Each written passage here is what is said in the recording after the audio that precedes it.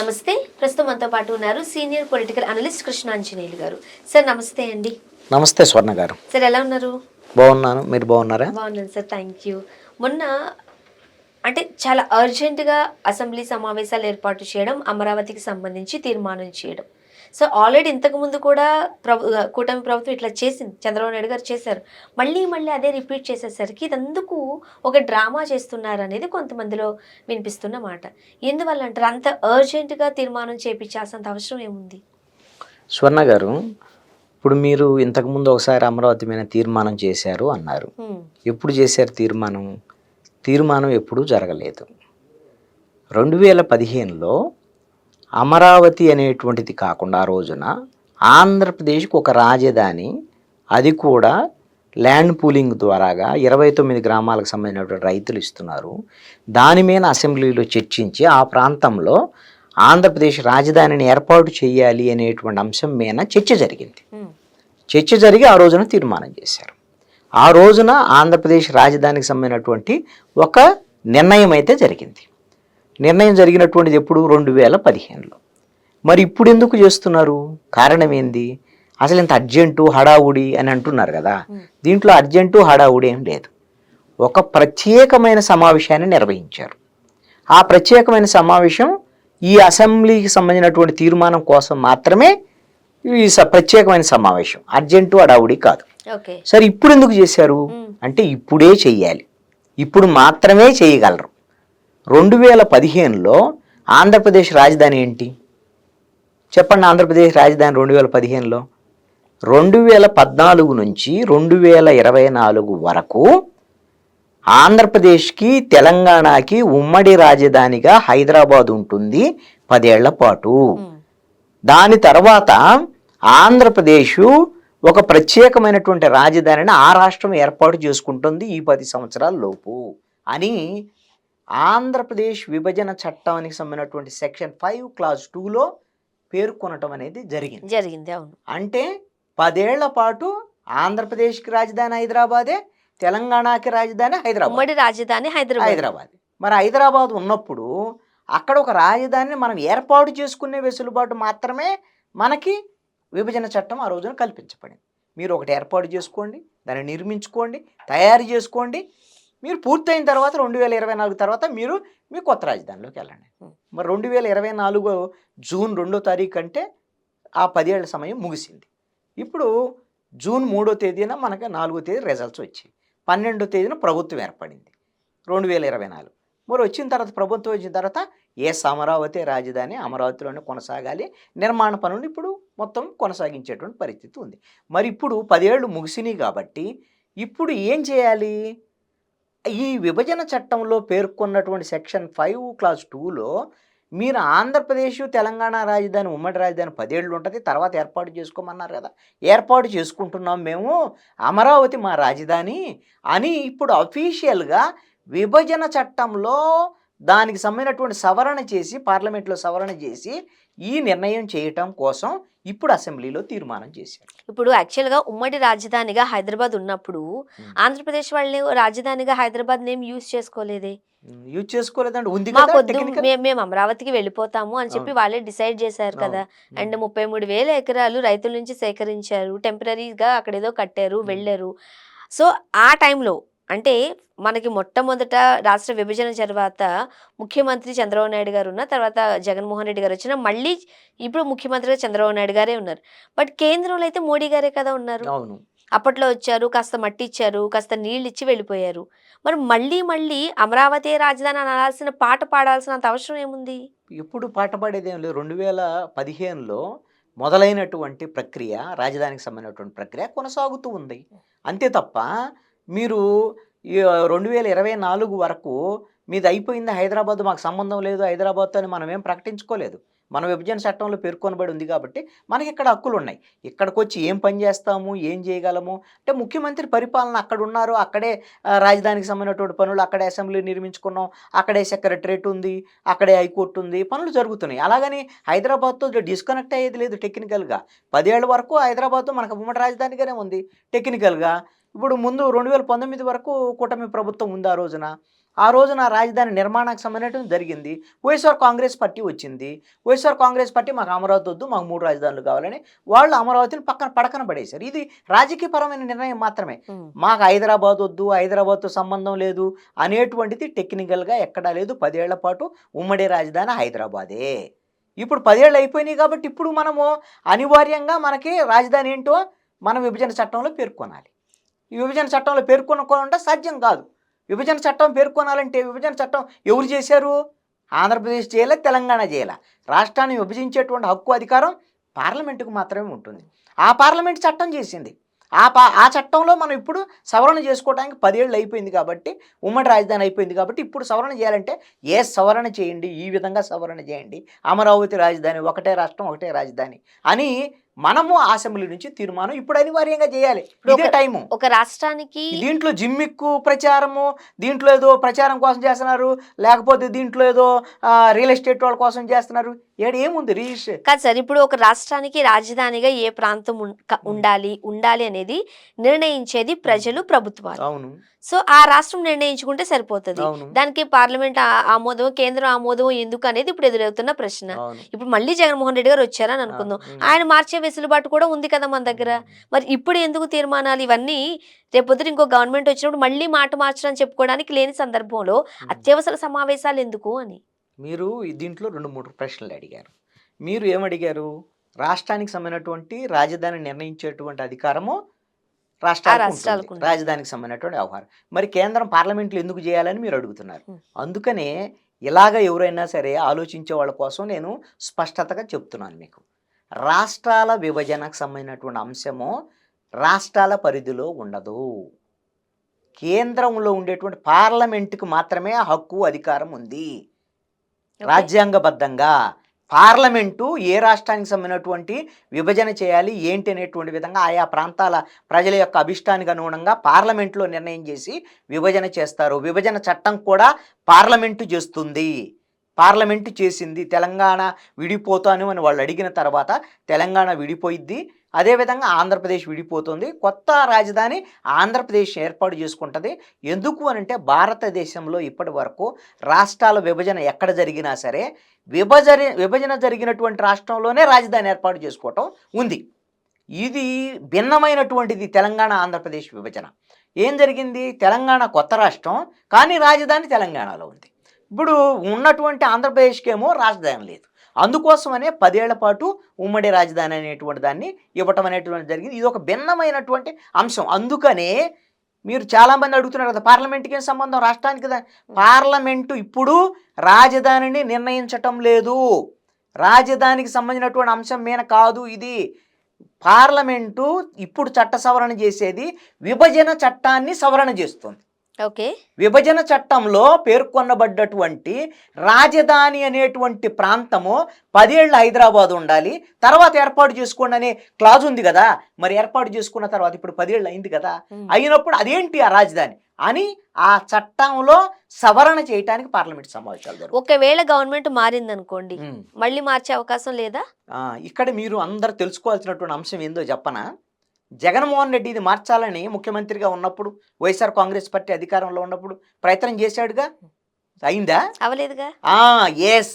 ఇప్పుడు ఆల్రెడీ ఆ ప్రయత్నం చేశాడు. ఇప్పుడు ఏదో అందరూ ఊహించుకునేటువంటి వాళ్ళకి జగన్మోహన్ రెడ్డి ముఖ్యమంత్రి అయితే మారుస్తాడు, అది సవరణ చేశాడు. ఆల్రెడీ ఆ ప్రయత్నం చేసి ఫెయిల్ అయ్యాడు జగన్మోహన్ రెడ్డి. ఆల్రెడీ ముఖ్యమంత్రిగా ఉన్నాడు. వైఎస్ఆర్ కాంగ్రెస్ పార్టీ అధికారంలోకి వచ్చింది. అమరావతి రాజధాని కాదని 3 రాజధానులు 3 ముక్కలు చేసినటువంటి జగన్మోహన్ రెడ్డి ఏం చేశాడు? కోర్టు ముందు నిలబడలేకపోయాడు, శాసనసభ ముందు నిలబడలేకపోయాడు, రాజ్యాంగం ముందు నిలబడలేకపోయాడు. ఆయన చేసింది తప్పుడు నిర్ణయం అని తెలిపినాడు. అప్పుడే చేయలేని జగన్మోహన్ రెడ్డి ఈ రోజున పార్లమెంట్లో విభజన చట్టానికి సవరణ చేసిన తర్వాత, విభజన చట్టం సవరణ అయిపోయిన తర్వాత పార్లమెంటు మీకు ఆల్రెడీ అమరావతి రాజధాని అని ఒక చట్టబద్ధత కల్పించిన తర్వాత ఈ అంశాన్ని ఇంతటితో ఆగదు.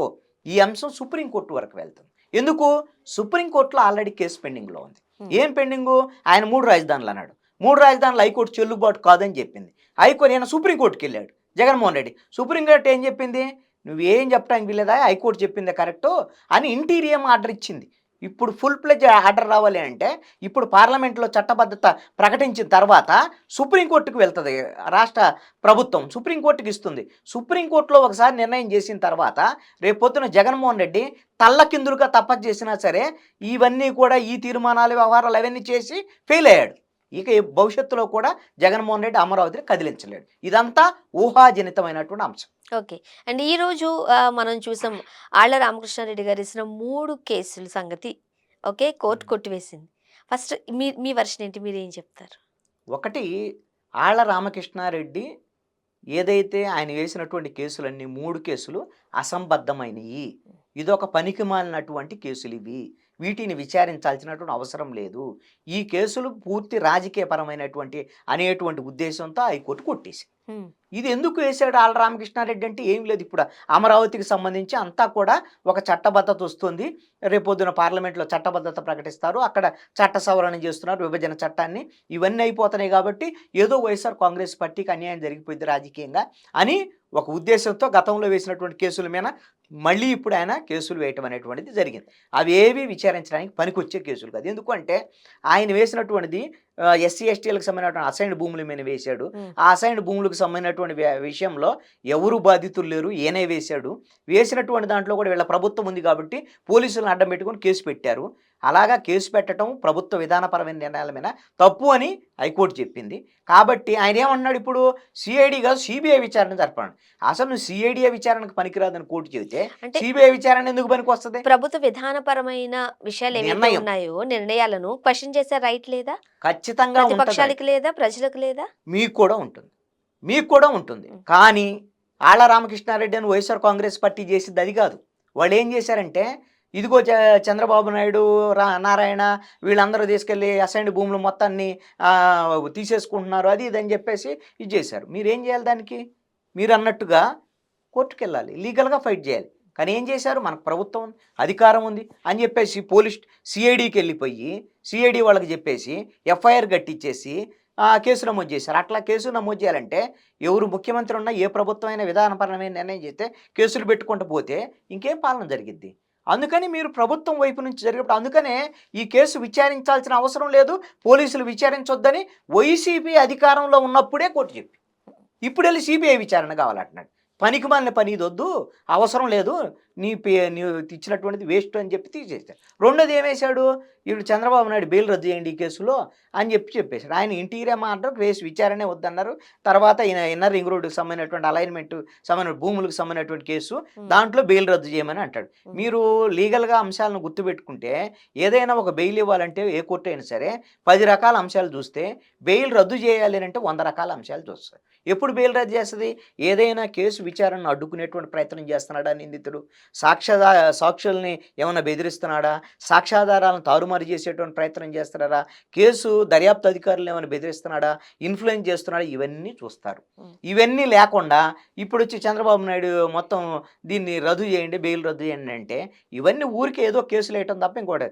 ఆల్రెడీ ప్రజాప్రతినిధి, మాజీ ప్రజాప్రతినిధి కాబట్టి ఆయన మీద అది ఇది అని చెప్పేసి కనీసం సీరియస్ యాక్షన్స్ లేకుండా నువ్వు ఇచ్చినటువంటి పనికిరానటువంటి ఇది అంశం అని చెప్పేసి కేసు కొట్టేయడం అనేది జరిగింది. ఇవన్నీ చూస్తుంటే ఇదంతా రాజకీయ పరమైనటువంటి దురుద్దేశంతో వైఎస్ఆర్ కాంగ్రెస్ పార్టీ అమరావతి మీద ఉన్నటువంటి కోపము, చంద్రబాబు నాయుడు మీద ఉన్నటువంటి కోపాన్ని ప్రదర్శించుకోవడం తప్ప ఇంకోటి కాదు. ఇది ఒక వర్షన్ అయితే కోర్టులను గవర్నమెంట్స్, ప్రభుత్వాలు ఇన్ఫ్లుయెన్స్ చేస్తున్నాయి అనేది కూడా వినిపిస్తున్న ఆరోపణేగా. ఇప్పుడు అలాగనుకుంటే ఇప్పుడు ఈ కేసు ఎప్పుడు వేశారు? వైఎస్ఆర్ కాంగ్రెస్ పార్టీ ప్రభుత్వం ఉన్నప్పుడు వేశారు ఆళ్ల రామకృష్ణారెడ్డి. మరి వాళ్ళు ఏమైనా ఇన్ఫ్లుయెన్స్ చేసే కోర్టులు ఏమైనా చేయగలిగారా? అప్పుడు ఆ రోజునే మరి కోర్టు ఏం చెప్పింది, మీరు విచారణే సరిపోద్ది కేసులని సిఐడికి ఇచ్చింది. అంటే ఒక ప్రభుత్వం ఇన్ఫ్లుయెన్స్ చేసేటువంటి పరిస్థితి కోర్టులని ఉంటే ఆ రోజున జగన్మోహన్ రెడ్డి, వైఎస్ఆర్ కాంగ్రెస్ పార్టీ ఇన్ఫ్లుయెన్స్ చేసి చంద్రబాబు నాయుడిని లోపలేసేయండి ఈ కేసులో అని చెప్పేవాళ్లే కదా. చేయలేక తప్పు కాబట్టి తప్పు అని చెప్పింది ఆ రోజున కోర్టు. ఇప్పుడు కూడా ఆళ్ల రామకృష్ణారెడ్డి కేసు తప్పు కాబట్టి తప్పు అని చెప్పింది. ఇన్ఫ్లుయెన్స్ చేసే పరిస్థితి ఉంటే జగన్మోహన్ రెడ్డి కూడా ఆ రోజు చేయగలిగేవాడు. ఇప్పుడు కూడా ఎవరో చేస్తారని అనుకోవటం, ఇన్ఫ్లుయెన్స్ చేస్తారని తప్పండి. ఇది రాజ్యాంగబద్ధంగా మీరు గమనిస్తే ప్రజల ద్వారాగా ఎన్నికైనటువంటి ప్రభుత్వము, అదేవిధంగా కార్యనిర్వాహక వ్యవస్థ, న్యాయ వ్యవస్థ, ఈ 3 పూర్తిగా వేరు వేరు అంగాలకు సంబంధించినటువంటి అంశం. ఇక నాలుగోది మీడియాకి సంబంధించినటువంటి మీరు కూర్చున్నటువంటి ఏదో మీడియా ఉందో ఎవరికి సంబంధించినటువంటి వాళ్ళకి సొంత స్వయం ప్రతిపత్తి ఉంటుంది తప్ప ఒకళ్ళ మీద ఒకళ్ళ ప్రభావం ఉండొచ్చా కానీ ఒకళ్ళు ఇన్ఫ్లుయెన్స్ చేసి బెదిరించి మాకు ఇష్టమైనట్టు చేయండి అనే దానికి ఈ వ్యవస్థలో రాజ్యాంగం కల్పించినటువంటి హక్కు ప్రకారంగా నడిచాయి. అందుకని ఇన్ఫ్లుయెన్స్ చేసే అవకాశం లేదు. ఒకవేళ ఇన్ఫ్లుయెన్స్ చేసే అవకాశం ఉంటే ఆ రోజే జగన్మోహన్ రెడ్డి చేసేవాడు. అండ్ ఈ రోజు మనం చూసాం విజయసాయి రెడ్డి గారి ట్వీట్ చర్చనీయాంశం అవుతోంది. రైతుల్ని పట్టించుకోవడం లేదు. సో వివిధ అంశాలకు సంబంధించి ఆ ట్వీట్ల సారాంశం ఏంటి? ఖచ్చితంగా ఆయన విజయసాయి రెడ్డి అయితే వైఎస్ఆర్ కాంగ్రెస్ పార్టీ నుంచి బయటకొచ్చాడు. ఆయన జగన్మోహన్ రెడ్డి నుంచి రాజకీయ విభేదాలు ఉన్నాయని ఇప్పుడు ఏ చెప్పాడు. పార్టీలోనూ ఆయన లేరు. కాబట్టి ఏదో ఓ పార్టీకి వత్తాసు పలికి ఏదో ట్వీట్ చేశారనుకోవడానికి కూడా లేదు. అక్కడ ఎవరైతే రైతులున్నారో రైతుల వైపు స్టాండ్ తీసుకొని ఆయన మాట్లాడారు. 2013 భూసేకరణ చట్టం ప్రకారం కూడా పరిహారం ఇవ్వాలి అని చెప్పారు. సో ఆయన ట్వీట్ ఒకటి మనం చూస్తే. అవును. ఇప్పుడు ఏమంటారు మీరు? ఇప్పుడు ఆయన ఏ రాజకీయ పార్టీతో లేరు అని అనుకోవటానికి లేదు. వైఎస్ఆర్ కాంగ్రెస్ పార్టీతో అయితే లేరు. హ్మ్. జగన్మోహన్ రెడ్డికి వ్యతిరేకం, కూట వైసీపీకి వ్యతిరేకం. ఇంక ఎవరితో అనుకూలంగా ఉన్నాడు? కూటమితో అనుకూలంగా ఉన్నాడు. దానికి ఇది బహిరంగ రహస్యం. చంద్రబాబు నాయుడు పొగుడుతున్నాడు, పవన్ కళ్యాణ్ పొగుడుతున్నాడు, బీజేపీని పొగుడుతున్నాడు. అలాగని వాళ్ళ దాంట్లో చేరటానికి మరి చేరొచ్చు కదా అంటే ఆయన ఏదో ఒక సీట్ రిజర్వ్ చేసుకుని ఏదో మరి రేపు జూన్లో రాజ్యసభలు ఉన్నాయి, రాజ్యసభకు రాజీనామా చేశాడు. మళ్ళీ రాజ్యసభ కావాలని ఏమన్నా ప్రతిపాదన చేసుకున్నాడేమో.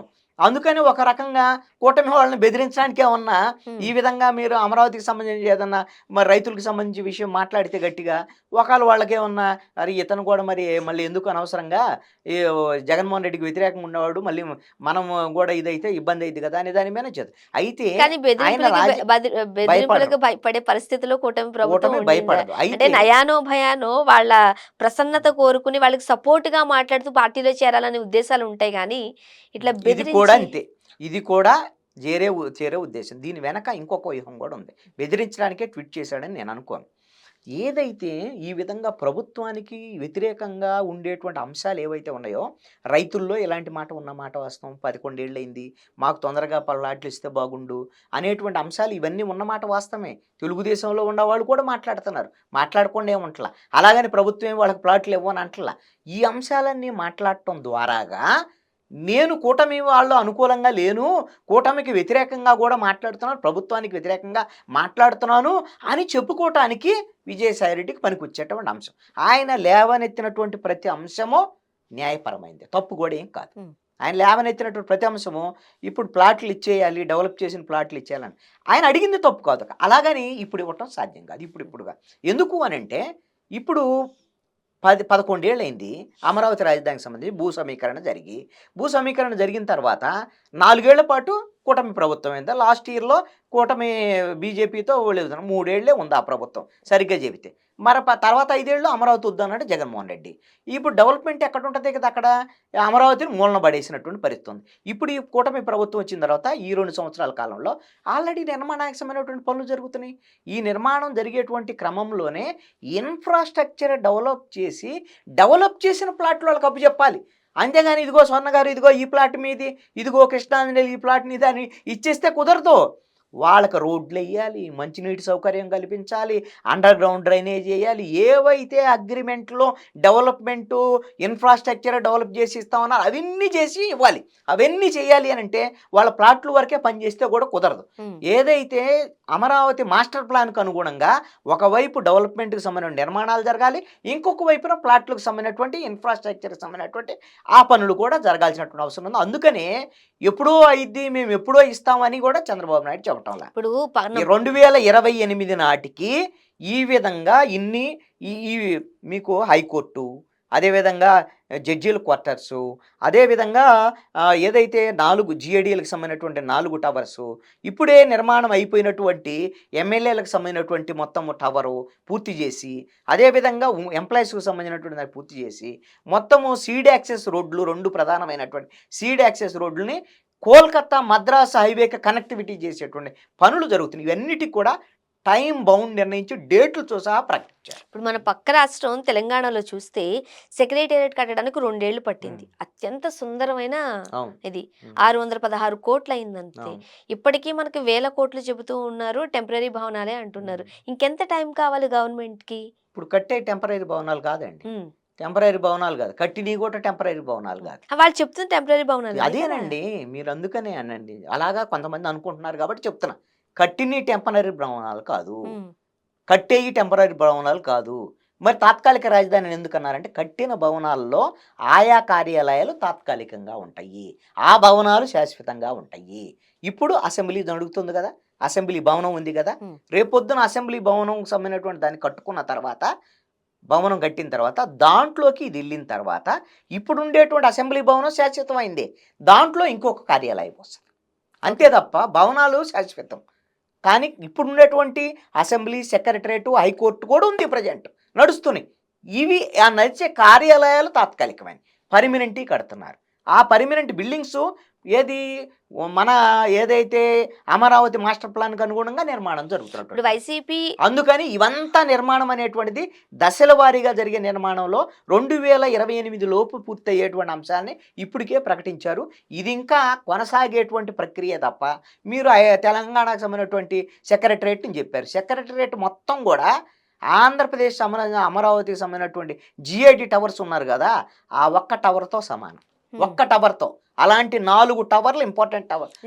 ఈ టైంలోనైనా చంద్రబాబు నాయుడు గారు దాన్ని కంప్లీట్ చేసేస్తారు. 2028 కల్లా డేట్స్ వారీగా ఇచ్చారు. అందుకు అనుగుణంగా 3 షిఫ్ట్లు వారీగా రేత్రి బవళ్ళు పనిచేస్తున్నాయి. ఎప్పుడన్నా మీ టీవీకి సంబంధించినటువంటి వాళ్ళు అక్కడికి రావచ్చు, అర్ధరాత్రి వచ్చి 12 తర్వాత జరిగే పనులు కూడా చూడొచ్చు. నేనేం సర్టిఫికెట్ ఇవ్వట్లా, నేను కూడా చూసే చెప్తున్నాను. ఓకే సార్, చూద్దాం ఏం జరగబోతుంది. థ్యాంక్ యూ సో మచ్ అండి, మీ అభిప్రాయాలు పంచుకున్నారు. Thank you.